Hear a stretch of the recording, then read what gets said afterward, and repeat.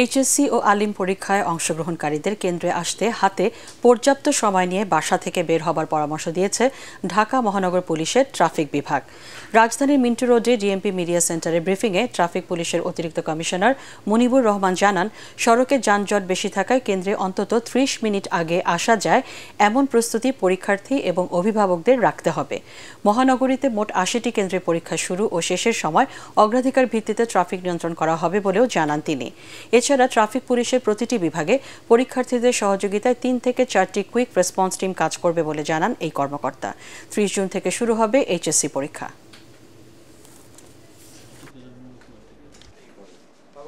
বাসা হতে এমনভাবে বের হতে হবে যেন পরীক্ষা শুরুর ন্যূনতম ৩০ মিনিট পূর্বে পরীক্ষা কেন্দ্রে পৌঁছানো যায়। যে সকল সড়ক পারাপারে রেল ক্রসিং আছে তা বিবেচনা করে বাসা হতে সময় নিয়ে রওনা দেওয়াটা বিশেষভাবে জরুরি। বাসার বা পরীক্ষা কেন্দ্রের আশেপাশের সড়কে যদি কোনো মেরামত বা সংস্কারের কাজ চলে তবে তা বিবেচনায় নিয়ে সময় মতো রওনা দিতে হবে।